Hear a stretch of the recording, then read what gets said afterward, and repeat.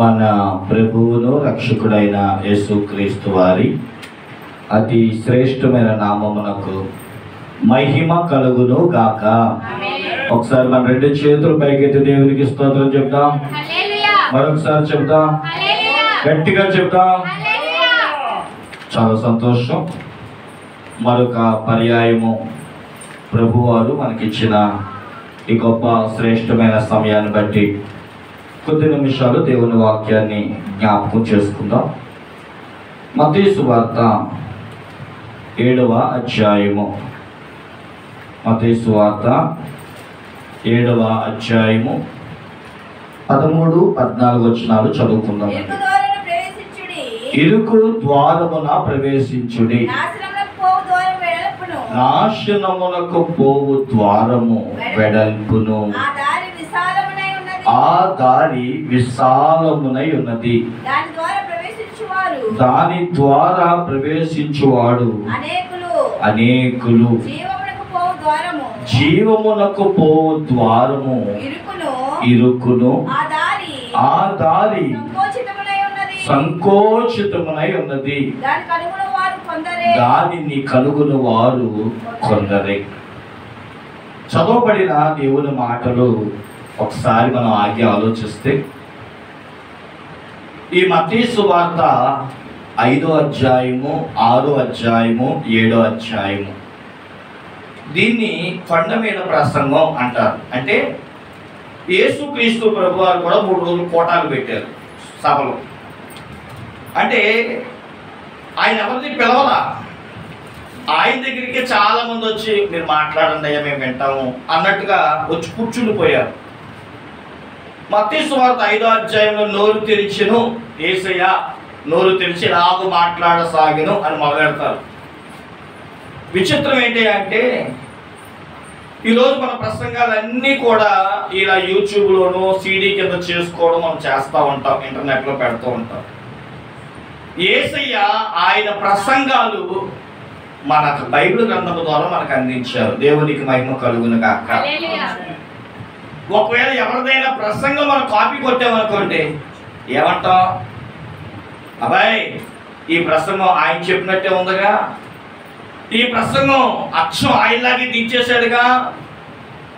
కొన్నిసార్లు అండి మేము చూస్తూ ఉంటాం ఇంటర్నెట్లో, ఒకే మ్యూజిక్ తీసుకొని పాట పాడిన ట్రాక్స్ మీద పాడిన, నేను మా అబ్బాయి ఒకసారి కుతూహల మార్పాటం అనే పాట పాడి రికార్డ్ చేశాను నేను. దాన్ని యూట్యూబ్లో పెట్టగానే వెంటనే కాపీ రైట్స్ అన్నాడు. అంటే అర్థం ఏంటంటే, ఈ ట్రాక్ మాది, మీరు దొంగతనంగా వాడారు అన్నాడు. ఆలోచించేది నాకు ఆశ్చర్యం అనిపించింది. అప్పుడు అనుకున్నాను, ఈ వాయిద్యాలు అతను ఎంతో కష్టపడి డబ్బులు పెట్టి వాయిద్యాలు వాయించి ఇంటర్నెట్లో పెట్టాడు, దాని పర్మిషన్తోనే నేను తీసుకున్నా. కానీ ఆ ట్రాక్ వచ్చిన విధానం బట్టి ఆ అబ్బాయి కాపీ రైట్స్ వేశాడు. కాపీ రైట్స్ వేస్తే ఏమైందంటే ఛానల్ బ్లాక్ అయిపోద్ది. అన్నీ నాయ వాడేస్తున్నాడు కాబట్టి ఈ ఛానల్ తీసేయండి అంటారు. కానీ యేసుక్రీస్తు ప్రసంగాలు మనం ఏం చేస్తాం చెప్పండి? కాపీ చేసుకుంటున్నాం. ఈ మత్తయి సువార్త 7వ అధ్యాయం 13-14 యేసయ్య కొండ మీద ప్రసంగం. ఆయన మాట్లాడాడు, ఇరుకు మార్గమును ప్రవేశించుడి, విశాలమైన మార్గం ఒకటి ఉంటుంది, జాగ్రత్త పడుడి అన్నాడు. ఆలోచించండి, ఈ మాట యేసయ్య నోట వచ్చింది. ఇది కొండ మీద ప్రసంగంలో ఒక ప్రసంగం. నేను మత్తయి సువార్త 5వ అధ్యాయము ఆయన ప్రసంగం యొక్క వివరణ ఇచ్చాను, 6వ అధ్యాయం యొక్క వివరణ కూడా ఇచ్చుకుంటూ వచ్చాను. ఇంకా ఈ మత్తయి సువార్త 7వ అధ్యాయం వివరణ ఇవ్వలేదు. దేవుని చిత్తం మీద రానున్న దినాల్లో దీన్ని, ఎందుకంటే ఇంచుమించు ప్రియులారా 28 వచనాలు ఉన్నాయి. ఈ 28 వచనాలు మనం కొన్ని భాగాలుగా చేసుకోవచ్చు. ఏది ఏమైనప్పటికీ ఈ 13-14 వచనాలు 2 ద్వారాలు లేదా 2 గుమ్మాల గురించి మాట్లాడారు. దీన్ని 2 లక్షణాల అనుభవాన్ని అని కూడా పిలుస్తూ ఉంటారు. మరొకసారి ఈ మత్తయి సువార్త 7వ అధ్యాయంలోని ఈ 13-14 వచనాలు మరొకసారి చదువుకుందామండి. ఇరుకు ద్వారమున ప్రవేశించుడి, నాశనమునకు పోవు ద్వారము వెడల్పును ఆ దారి విశాలమునైనది, దాని ద్వారా ప్రవేశించువారు అనేకులు. జీవమునకు పోవు ద్వారము ఇరుకును ఆ దారి సంకుచితమై ఉన్నది, దాని కనుగొను వారు కొందరే. ఇక్కడ 2 ద్వారాలు మన ముందు పెట్టాడు. చూడండి ప్రియులారా, మనము ద్వారాలు అని అంటే గుమ్మాలు అని అర్థం. కొన్ని ఇళ్ళు ఎదర గుమ్మాలు చిన్నగానే ఉంటాయి, కానీ అడుగు పెట్టి లోపలికి వెళ్తానండి ఇంద్రభవనంలా ఉంటాయి ఇల్లు. కొన్ని ఇల్లు ప్రియులారా ఆలోచన చేయండి, వెడల్పు ద్వారాలు ఉంటాయి, కానీ ఇంట్లో అడుగు పెడితే అన్ని ఇరుకిరుకుగానే ఉంటాయి. 2 ద్వారాలు కనబడుతున్నాయంట. ఇక్కడ కనబడే ద్వారం ఏమని పిలిచాడంటే ఇరుకు ద్వారం, చిన్న ఇల్లు. ఈ లోకంలో మనం చాలాసార్లు ఇల్లు కట్టేటప్పుడు కానీ ఏదైనా వ్యాపారం చేసినప్పుడు కానీ మనం ఏం కోరుకుంటాం అంటే పెద్ద ఇల్లు అయితే బాగుంటుంది, నలుగురు చుట్టాలు వచ్చినా సరిపోద్ది, నలుగురు వచ్చి కూర్చోవడానికి, నలుగురితో కలిసి కాసేపు మాట్లాడుకోవడానికి, మన పిల్లలు పెళ్లి చేయడానికి ఇవన్నీ దృష్టిలో పెట్టుకుని ఏం చేస్తాం, మనం ఉండేది నెలంతా ఇద్దరే, ఎప్పుడో ఎవరో వస్తారని వాళ్ళకి మనం ఏదో మొహమాటంతో ఏం చేస్తాం చెప్పండి, పెద్ద పెద్ద ఇల్లు తీసుకుంటూ ఉంటాం. బైబిల్ చెప్తున్న మాట ఏంటో తెలుసా, ఈ రోజుల్లో ఎవరు ఇరుగ్గా ఉండడానికి ఇష్టపడరు. ఒక ఆయన అన్నాడు ఇలాగా, ఓ పండితుడు, ఇరుకిల్లంట ఎంత ఇల్లు ఇరుగ్గా ఉంటే అంత దగ్గర అవుతారంట, అంత ప్రేమ ఉంటుందంట. ఇల్లు ఎంత పెద్దవైతే మనుషుల మధ్య అంత దూరం పెరిగిద్దంట. ఏమంటే మనిషికి మధ్య ఉన్న ప్రేమ దూరం అయిపోద్దంట. కానీ మనం ఏం కోరుకుంటాం, పెద్ద ఇల్లే కావాలి, విశాలమైన ఇల్లే కావాలి, లేదా విశాలమైన ద్వారమే కావాలి. మనం వాహనం వెళ్ళే రోడ్డు కూడా పెద్దగా ఉండాలని కోరుకుంటాం, ఉండే ఇల్లు పెద్దగా కావాలి, కొనే బండి పెద్దగా ఉండాలనుకుంటాం, వెళ్ళే ప్రయాణం చేసే రోడ్డు హైవేలు కోరుకుంటాం విశాలంగా ఉండాలని. కానీ ఏదైతే విశాలంగా ఉండాలనుకుంటామో అక్కడే ప్రమాదం ఉంటుంది అంటండి. ఇల్లు ఎంత పెద్దగా ఉంటుందో, మనిషికి మధ్య దూరం పెరిగిద్దో, ఎవడికి ఈజీ అయింది, దొంగోడికి ఈజీ అయింది. కాబట్టి పెద్దవి కోరుకోవడం తప్పు కాదు, కానీ విశాలంగా ఉండాలి అనుకునే ప్రతిదీ కూడా నాశనములకు పోవే ద్వారం అంటండి అది. కాబట్టి ఈరోజు యేసయ్య ఒక మాట చెప్పాడు, మనందరూ ఈరోజు ధ్యానిస్తున్న మాట ఏంటో తెలుసా, యేసయ్య అంటున్నాడు, అమ్మాయిలు విశాల మార్గాన్ని కోరుకోవద్దు, అది నాశనానికి వెళ్తుంది. అందులో అనేకులు ఆ దారి గుండా పోతారంట. ఓ భక్తుడు ఇలా అన్నాడు, అదేంటంటే పాతాళం అంట, ఎంతమంది అందులో పడినా ఆశ తీరదు కనుక ఇంకా రాని ఎంతమంది వచ్చినా ఇంకోటి చోటు ఉంది అంటదంట. ఏంటిది? పాతాళం. ఇంకా 2 చోటు ఉంది, రావచ్చు, ఇంకా రావచ్చు అంటదంట. కానీ ఇరుకు ద్వారం పిల్లారా అలా ఉండదంట. అందుకని బైబిల్ చెప్తుంది ఇరుకు ద్వారం అంట దానికి సంబంధించినట్లుగానే ఉంటుందంట. ఇరుకు ద్వారం ఇరుగ్గానే ఉంటుంది కనుక అందులోకి వెళ్ళాలనుకునేవారు, ఉండాలనుకునేవారు, ఆశించేవారు తక్కువ మంది అంట. ఈ 14వ వచనంలో ఇరుకు ద్వారం గురించి మాట్లాడుతూ అక్కడ చూడండి ఏమన్నాడు, జీవమునకు పోవు ఇరుకు మార్గానికి 3 పేర్లు పెట్టాడు, లేదా 3 అనుభవాలు పెట్టాడు. ఇరుకు ద్వారం వెళ్ళడం వల్ల ఏమొస్తుందంటే జీవం వస్తుందంట. చెప్పండి, ఏమొస్తుంది? జీవం వస్తుంది. మొదటి యోహాను పత్రిక 4వ అధ్యాయము, యోహాను మొదటి పత్రిక 4వ అధ్యాయము 8వ వచనం కానించి, దేవుడు ప్రేమస్వరూపి, ప్రేమ లేనివాడు దేవుని ఎరగడు, మనము ఆయన ద్వారా జీవించినట్లు దేవుడు తన అద్వితీయ కుమారుణ్ణి లోకమునకు పంపెను. దీని వలన దేవుడు మన యందుంచిన ప్రేమ ప్రత్యక్షపరచబడెను. నేనైతే అంటాను, విశాల మార్గం లోకం. లోకం అంటది తాగేవాడు రావచ్చు, తిరిగేవాడు రావచ్చు, జోతగాడు రావచ్చు, వ్యభిచారి రావచ్చు. తినండి నా ప్రాణమా, తినుమో తాగుమో సుఖించుమో. ఈరోజు తాగాం కదా, రేపు పొద్దున వద్దా అంటే మళ్ళీ ఏమంటారు తెల్లారవగానే, మళ్ళీ ఏమండి చక్రం తిరిగినట్టుగా మళ్ళీ తింటాం, మళ్ళీ తాగుతాం. నేను అనుకుంటా ఉంటా కొన్నిసార్లు, జానెడు పొట్ట అంతేనా, జానెడు పొట్ట కోసం పొద్దున వండుకుంటాం, మధ్యాహ్నం వండుకుంటాం, రాత్రికి వండుకుంటాం. ఆ జానెడు పొట్ట వండుకొని తిన్న తర్వాత మళ్ళీ రేపు పొద్దున ఆగిపోవచ్చుగా. మళ్ళీ ఏం చేస్తాం, పొద్దున అవగానే మళ్ళీ వంట మొదలెడతాం. నాకు అనిపిస్తూ ఉంటుంది, ఎక్కడికి వెళ్ళిపోతుంది తిండంతా. ఎంత బహిర్భూమికి వెళ్ళిపోయినా ఈ తిండంతా ఏమైపోతుంది. లోకం కూడా అంతేనండి. పాపం చేసేవాడిని రా రా రా లోకం పిలుస్తుంది. ఆలోచించండి ప్రియులారా. అందుకనే లోకాన్ని దేవుడు దేంతో పోల్చాడంటే విశాల మార్గం, అది నాశనానికి పోయే మార్గం. కానీ ఇరుకు మార్గం అంట రక్షించబడిన వారి మార్గం అంటండి. దేవుని చిత్తాన్ని ఎరిగిన వారి మార్గం అంట. దేవుణ్ణి తెలుసుకున్న వారి మార్గం అంట. దేవుణ్ణి తెలుసుకోవడం అంటే ఏంటో తెలుసా? జీవాన్ని కోరుకోవడమే.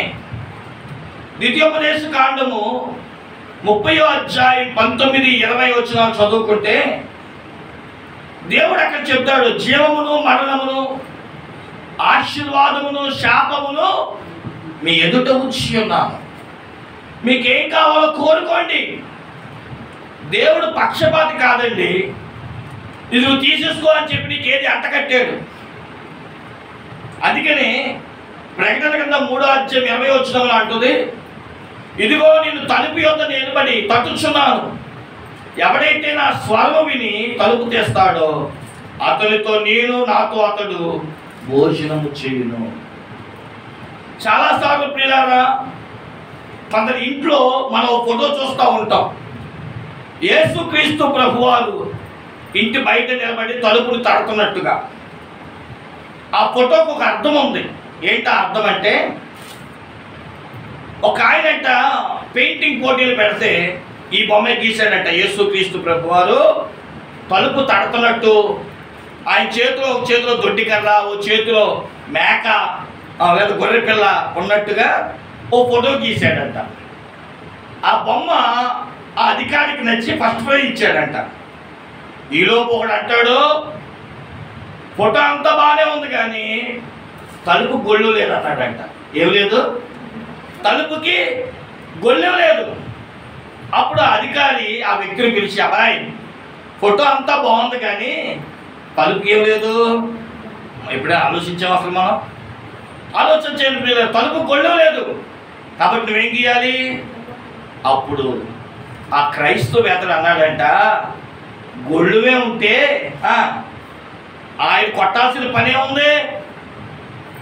గొళ్ళువే వేస్తుంటే తీసుకొని వెళ్ళిపోవచ్చు కదా. అందుకని చెప్పాడు, హృదయమనడి తలుపు నాద యేసు నాదుండు, నిలచి సదయుడగుచు తాటుచుండు సకల విధములను. యేసయ్య బయటుంటే లోపల ఒక వ్యక్తి ఉన్నాడు. ఆ తలుపు ఏ తలుపు అనుకున్నారు? హృదయము అనే తలుపు.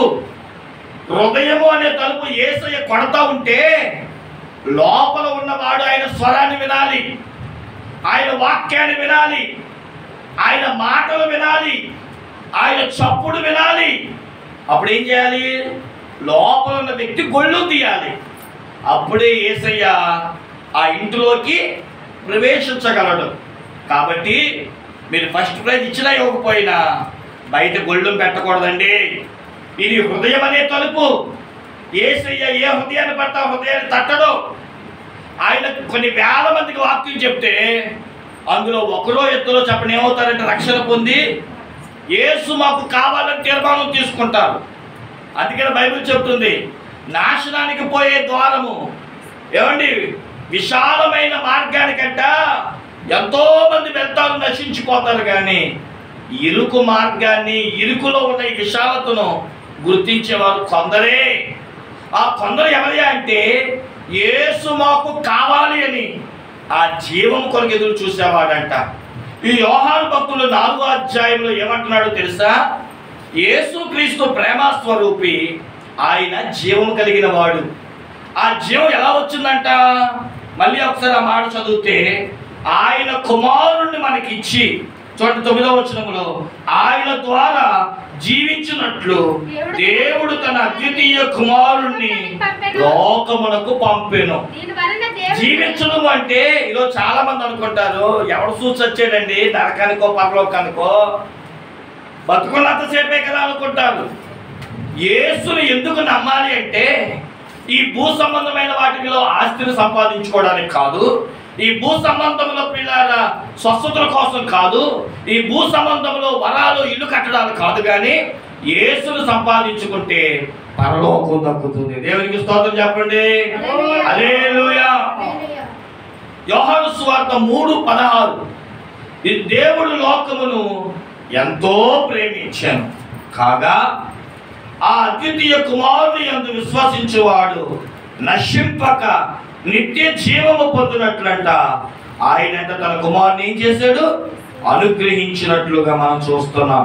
దేవుడు లోకమును ఎంతో ప్రేమించను కాగా ఆయన తన అద్వితీయ కుమారునిగా పుట్టిన వారి యందు విశ్వసించు ప్రతివాడు నశింపక నిత్య జీవము పొందినట్లు ఆయనను అనుగ్రహించాడు. మనమంట నిత్య జీవాన్ని పొందాలని. నిత్య జీవం అంటే ప్రాణం ఈ భూమి మీదే ఉంటది, జీవం పరలోకాన్ని ఉంటది. దేవునికి స్తోత్రం చెప్పండి. యేసును నమ్మితే మనకి జీవం వస్తుంది, నిత్య జీవము వస్తుంది. కాబట్టి యేసును నమ్మండి, ఏం పొందుకుంటారు? చాలా మంది అంటూ ఉంటారు, బాబు యేసు బాబు నమ్ముకోండి మీ కష్టాలన్నీ చెప్పాలి. చంద్రగా తీరిపోతాయి కష్టాలన్నీ. యేసు బాబు నమ్ముకుంటే కష్టాలు తీరుతాయో లేదో నేను చెప్పను. యేసు బాబు నమ్ముకుంటే ఇల్లు కడతారని నేను చెప్పను. యేసు బాబు నమ్ముకుంటే మీ అమ్మాయికి పెళ్ళి అవుతుందని నేను చెప్పను. ఎందుకంటే యేసును నమ్మకపోయినా ఇవన్నీ మీ ఇంట్లో జరుగుతాయి. స్తోత్రం చెప్పండి.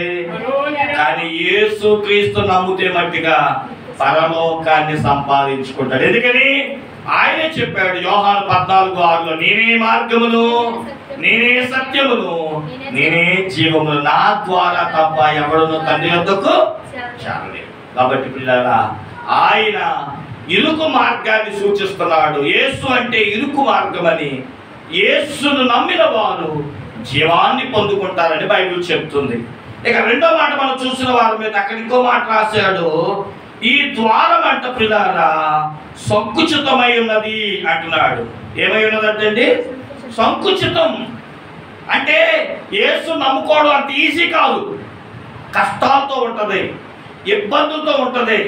యేసే నమ్ముకోగానే డబ్బులు వచ్చి పడిపో, యేసే నమ్ముకోగానే ఇల్లు కట్టేసుకో, యేసుకి నమ్ముకోగానే డాబాలు కట్టుకోము, వచ్చి డబ్బులు వచ్చి పడిపోవు. మరి ఏమవుతుందంట? యేసు నమ్ముకుంటే కష్టాలు వస్తాయి, యేసే నమ్ముకుంటే ఇబ్బందులు వస్తాయి, యేసు నమ్ముకుంటే పిల్లల శ్రమలు వస్తాయి. తింటాకి తిండుండదు, ఉంటాకి ఇల్లు ఉండదు, అయిన వారు ఇచ్చి అంటారు, దేహం అనారోగ్యంతో ఉంటుంది, కష్టాలు వస్తాయి. అందుకే ఈ మార్గం చాలా మంది ఇష్టపడరు. ఎందుకని? ఏ తండ్రి తన కొడుకుని ఏం కోరుకోడు చెప్పండి? కష్టాలుగా ఉండాలని, ఇబ్బందుల్లో ఉండాలని. అందుకని యాకోబు తన పత్రికలో అంటాడు, యాకోబు పత్రిక 1వ అధ్యాయము 13వ వచనం, 12-13, శోధన సహించువాడు ధన్యుడు, అతడు శోధనకు నిలిచిన వాడై ప్రభు తను ప్రేమించిన వారికి వాగ్దానము చేసిన జీవ కిరీటం పొందును. చూసారా, శోధన సహించేవాడు ధన్యుడు. ఏమండి, మన మాట మనం మాట్లాడుకోవాలి, కానీ ఏసే నమ్ముకుంటే కష్టాలు వస్తాయంటే నమ్ముకుంటావా? తింటానికి తిన్నోళ్ళంటే నమ్ముకుంటావా? ఓ మాట చెప్తాను, గుర్తుపెట్టుకోండి. మనమంట రోగంతో చచ్చిపోయినా, తింటానికి తిండి లేకుండా చచ్చిపోయినా, కట్టుకోవడానికి బట్టలు లేకుండా చచ్చిపోయినా మనం పరలోకానికి వెళ్తామంట. స్తోత్రం చెప్పండి. బట్టలు వేసుకొని శుభ్రంగా సెంటు కొట్టుకొని కడుపు నిండా తినేసి, ఏమండి నా ప్రాణమా తినుము తాగుము సుఖించమన్నవాడు ఖచ్చితంగా పరలోకానికి వెళ్ళిపోతాడని మట్టి నేను చెప్పను. నాకు ఎంత బాగుందిగా నేను పరలోకానికి ఎందుకు వెళ్ళను అంటే నేను దాన్ని చెప్పను. కానీ ఎందుకని, బైబిల్ గ్రంథంలో ప్రియులారా లూకాసు సువార్త 16వ అధ్యాయం తీయక్కర్లేదు, నా మాటలు వినండి. అక్కడ ఒక ధనవంతుడు ఉన్నాడంట, లాజరు ఉన్నాడంట. ధనవంతుడు ఎవడు అని అంటే అక్కడ రాస్తూ అంటాడు, ఒక రోజంటే ప్రియులారా మరొక ధనవంతుడి గురించి కూడా చెప్తున్నాను. ఒక రోజంటే ఒక ధనవంతుడు అంట గుళ్ళోకి వెళ్ళి, అయ్యా వారానికి 2 రోజులు ఉపవాసం ఉంటున్నాను, కానుకలు ఇస్తున్నాను, మంచి బట్టలు ధరించుకుంటున్నాను అని విర్రవీగాడంట. విర్రవీగి వెనకాలన్న వేసుకోవడానికి కూడా బట్టలు లేని ఒక లాజరు అనే ఒక వ్యక్తి ఉంటే ఆయన చూసి, లేదా సుంకరుడు అనుకుందాం, ఆ సుంకరుని చూసి, అయ్యా ఆళ్ళ నన్ను ఉంచలేదు అని చెప్పి ఎక్కిరిస్తాడు. కానీ దూరం ఉన్న సుంకరి దేవుడి దగ్గర ఏమండి చేతులెత్తుకు కూడా నమస్కరించడానికి కూడా, లేదా ఆయన ముందు నిలబడడానికి కూడా సాహసించక, అయ్యా పాపినైన నన్ను క్షమించమంటాడు. అలాగే లూకాసు వార్త 16వ అధ్యాయంలో మరొక ఆయన ఉంటాడు ధనవంతుడు గుడికి వెళ్తాడంట. అక్కడ ఉన్న లాజరు గుడికి వెళ్తాడంట. ఆలోచన చేయండి. నేను ఈ మధ్య ఒక దైవజనుడు చెబుతూ విన్నాను, నాకు అనిపించింది ధనవంతుడు గుడికి వెళ్తున్నారని మీకు ఎలా తెలుసు పాస్టర్ గారు అంటే, అబ్రహాము చూసి ఏమన్నాడు, నా తండ్రి అయిన అబ్రహామా అన్నాడు. అబ్రహాం ఎవరో విశ్వాసులకు తండ్రి, అంటే ఈయన విశ్వాసి కాబట్టి అబ్రహామును గుర్తించాడు. అర్థమైందా? ఒక పాయింట్. రెండవది, ఈ ధనవంతుడు బల్ల కింద ఎవరున్నారంట, లాజరు రొట్టె తింటున్నాడంట. అంటే అర్థమేంటి, ధనవంతుడేమి కక్షోడు కాదు, ఆ ఇంట్లో ఉండనిచ్చాడు. చూడండి ఎంత జాలి కలిగిన వాడే. ఆయన బల్ల కింద పడిన రొట్టె ముక్కలు తిన్నాడు. రొట్టె ముక్కలు తినడం ఏంటి మీకు బాగా చెప్తాను. మనమందరం కూడా హోటల్కి వెళ్తాం. హోటల్కి వెళ్ళినప్పుడు తినాక చేతులు కడుక్కున్నాక టిష్యూ వాడతాం, టిష్యూ పేపర్. ఇస్రాయేల్ దేశంలోనంట టిష్యూ పేపర్ వాడరు. వాళ్ళకి గోధుమలు ఎక్కువ కాబట్టి సన్నని రొట్టె ముక్కలు, ఏంటంట రొట్టె ముక్కలతో వాళ్ళు చేతులు తుడుచుకుంటారంట. అంటే మీకు బాగా చెప్పాలంటే అన్నం తిని చేతులు కడుక్కున్నాక ఆ రొట్టె ముక్కలు, లేదా చేయి కడుక్కోకపోయినా ఆ రొట్టె ముక్కలతో అంటే చేయి తుడుచుకొని అలా పడేస్తారంట. నాకు అనిపించింది లాజరు రొట్టె ముక్కలు ఎలా తిన్నాడయ్యా అంటే, ఈ ధనవంతుడు కూడా ఒకటి లాజరును ఉండనిచ్చాడు, రెండోది ఆయన చేతులు తుడుచుకొని పడేసే రొట్టెని ఎవరు తిన్నారు, ఆ లాజరు తిన్నాడు. అంటే మరీ కక్షోడు కాదుగా. అయినా ఎందుకు పరలోకానికి వెళ్ళలేదు అంటే నమ్మలేదు దేవుడిని, అంతే, విశ్వసించలేదు. ఏదో మొక్కుబడిగా దేవుడిని నమ్ముకున్నాడు, ఏదో దేవుడు కావాలి అందరితో పాటు నేను కూడా దేవుడిని అనుకున్నాడే తప్ప విశ్వసించలేదు. ఎందుకు ఈ మాటలు చెప్తున్నానంటే, దేవుడిని నమ్ముకోవడం వేరు, ఆయన్ని విశ్వసించి ఆయన నమ్ముకున్నాను కనుక నేను పూర్తిగా యేసులోనే ఉండాలి. ఎప్పుడు ఓ మాట ఉంది, ఒక పాట కూడా రాశారు దైవజనులు, చేసుకొనరాదు ఆపాదము, చేసుకొనరాదు దేవుని పాదము, చేసుకొనరాదు అనే పాటలో కష్టము వచ్చిన గాని నష్టము వచ్చిన గాని 73వ పాట, చేసుకొనరాదు ఆపాదము, చేసుకొనరాదు దేవుని పాదము, చేసుకొనరాదు పరిశుద్ధిన పాదము చేసుకొనరాదు. 5వ చరణంలో కష్టము వచ్చిన గాని నష్టము వచ్చిన గాని ఇష్టము లేకపోని భ్రష్టుడవైనను గాని శ్రేష్ఠననుట ఏలా నీ దృష్టికి దియగునేలా గానా చేసుకొనరాదు. మనందరికి ఏమో తెలుసు. ఏమి భార్య ఏమంది ఒక రోజు, ఎందుకంటే ఇంక యథార్థత వల్ల ఏం సంపాదించావు, ఏసయ్య ఏసయ్య అన్నావు, ఇల్లు పోయింది, 10 మంది బిడ్డలు పోయారు, గాడిదలు పోయినాయి, ఆవులు పోయినాయి, పశువులు పోయినాయి, ఇక ఒట్టులు పోయినాయి, అన్నీ పోయినాయి. ఇంకా దేవుడు దేవుడు దేవుడు అంటావేంటి? కష్టాల్లో దేవుడు ఎందుకు మనకి ఏంటి? ఏమేమన్నాడు? కష్టం వచ్చినప్పుడు దేవుడా, సంతోషం వచ్చినప్పుడే దేవుడా, కష్టం వస్తే దేవుడు యెహోవా ఇచ్చెను యెహోవా తీసుకొని. 3 రాళ్ళు మాట్లాడినట్టు మాట్లాడమాక. ఆలోచించండి, ఎంత గొప్పవాడండి. ఈరోజు కష్టం వస్తే దేవుడేడి అంటాం. ఏ లాభం వస్తేనే దేవుడా? కష్టాలు వస్తే దేవుడు కాదా? దేవుడు మనం పరీక్షిస్తాడు. అందుకని అంటాడు, దేవుడు అంట ఒక వ్యక్తిని బాగా దీవించాలనుకుంటేనంట ముందు ఏమీ లేకుండా చేస్తాడంట. నాకు ఓ దైవజనుడు బాగా ఇష్టం. ఆయన పేరు సుందరం ఏదో ఉంది ఆయన పేరు. ఆయన తక్కిలపాడు, కైకులూరు దగ్గర తక్కిలపాడులో సేవ చేస్తున్నారు. సుదర్శన్ గారు. ఆయన భార్య లేదు, పిల్లలు లేదు, ఒక్కడే ఉంటాడు. బండి వేసుకొని అందరికీ ప్రార్థన చేస్తూ ఉంటాడు. సాయంత్రం అయినప్పటికల్లా ఆ తెచ్చుకున్న డబ్బులన్నీ ఏమండి లేని వాళ్ళందరికీ పంచిపెట్టడం, లేదంటే తిండి లేని వాళ్ళకి తిండుకొని ఇచ్చేయడం చేస్తూ ఉంటాడు. ఆయన వేసుకునే బట్టలు మురిగ్గా ఉంటాయి, ఎందుకంటే భార్య లేదు, గబగబ ఏదో జాడీ చేసుకొని ఆరేసుకుంటూ ఉంటాడు. నేను అన్నాను, మంచి డ్రెస్ కొనుక్కోవచ్చు కదా, మంచి బండి సరిగ్గా బాగు చేయించుకోవచ్చు కదా, మంచి తిండి తినొచ్చు కదా అని అంటే అయ్యగారు అన్నారు, నా ఏసీ నాకు ఒకటి చెప్పాడండి, ఉదయం నుంచి సాయంకాలం దాకా కష్టపడు, రాత్రికి ₹1 కూడా నీ జోబులు ఉంచుకోమాక. ఎందుకని? నేను తిరిగి ఇవ్వాలి అంటే. ఏసీ నా దగ్గర డబ్బులు లేవని ఎప్పుడు అంటాం? ఏమంటే ₹1000 జోబులు పెట్టుకొని ఏసీ డబ్బులు ప్రభు అంటారా? దేవుడి కోసం ఖర్చు పెడితే ఏం చేస్తాడన్నాడు దేవుడు, ఆయనకి ఇస్తా అన్నాడు. అందుకని ఆయన ఉదయం అంతా నేను అన్నాను, మరి అంటే ఆయన అన్నాడు కదా, నేను సంపాదించుకోవడానికి కాదండి కష్టపడేది, దేవుని కోసం దేవుని పని చేయాలని ఇష్టపడుతున్నా, వచ్చిన కానుకలు తీసుకుంటున్నా, మళ్ళీ నాకు ఉపయోగించేంత వరకు ఉపయోగించుకుంటున్నా, మిగిలిందంతా కూడా లేని వాళ్ళకి ఇచ్చేస్తున్నా అన్నాడు. అప్పుడు అనిపించింది నిజమే. ఈరోజు బ్యాంకులో డబ్బులు బ్యాంకులోనే ఉంటాయి, మనమేం అడుగుతాం? ఇచ్చే ప్రభువా ఇచ్చే ప్రభువా ఇచ్చే ప్రభువా అంటూ ఉంటాం. ఆలోచించేయండి. అందుకని దేవుడు ఎంత బాలో అంత ఎత్తా ఉంటాడు. ఇచ్చే ప్రభుని ఎప్పుడు అన్నారు? ప్రభు నీ చిత్తం అయితే ఏమని ప్రార్థన చేయాలి మనం ఎప్పుడు కూడా? అయ్యా ఈరోజు నేను లాభం చేకూర్చబడాలంటే నీ చిత్తమే ప్రభు అని మనం ప్రార్థన చేయాలి. కాబట్టి ఈ ఇరుకు ద్వారం దేనిదయ్యా అంటే రెండవదంట సంకుచితమైనది, కష్టాలతో వెళ్ళే మాట అంట. ఇక చివరి మాట చెప్పి ముగించేస్తానంట, అందులో అనుసరించేవారంట కొందరే. చెప్పండి, ఎంతమంది వస్తారంట? యేసుక్రీస్తుకు 12 మంది శిష్యులు ఉన్నారు, రహస్యంగా 70 మంది ఉన్నారు, మొత్తం కలపండి 82. కానీ యేసుక్రీస్తు సిలువ వేసేటప్పటికి ఎంతమంది ఉన్నారు శిష్యులు?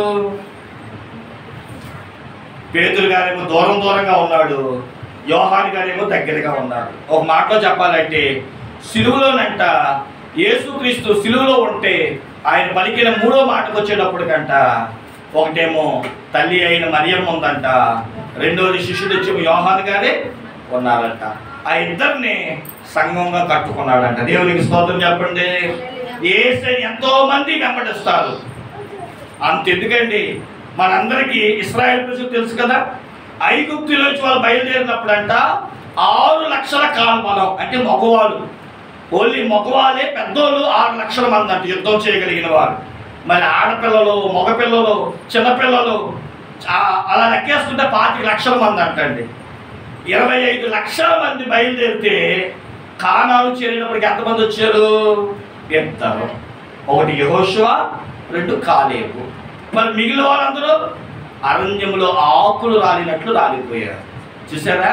అందుకని బైబిల్లో మాట ఉంటుంది, మత్తయి సువార్త 22:14. ప్రభువారు నీ కొరకు నా కొరకు కల్వరి శిలువలో మరణించి, ఈరోజు మన అందరికీ చెప్పే మాట ఒకటే, నేను సిలువ వేయబడి మీ అందరి కొరకు అడ్డతెరను తెరిచి ఒక మార్గాన్ని ఏర్పాటు చేశాను.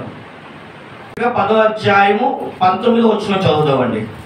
సహోదరులారా, యేసు మన కొరకు ప్రతిష్ఠించిన మార్గమున అనగా నూతనమైనదియు జీవము గలదియు ఆయన శరీరమును తెర ద్వారా ఏర్పరచబడినదై ఉన్న మార్గము ఆయన రక్తం వలన పరిశుద్ధ స్థలమున ప్రవేశించినట్లు మనకు ధైర్యము కలిగి ఉన్నది గనక అన్నాడు. కాబట్టి ఆయన ఇచ్చే ఇరుకు మార్గాన్ని ప్రవేశిద్దాం, ఆయన దీవెన పొందుకుందాం. ఎక్కడో విశాలమైన మార్గానికి వెళ్లకుండా ఇరుకు మార్గం కూడా వెళ్ళి పరలోక రాజ్యాన్ని చేరే కృపా భాగ్యము ఈ స్వస్థత సేవ ద్వారా దేవుడు మనందరికి అనుగ్రహించును గాక. ఆమె తల వంచండి, ప్రార్థన చేసుకుంటాం.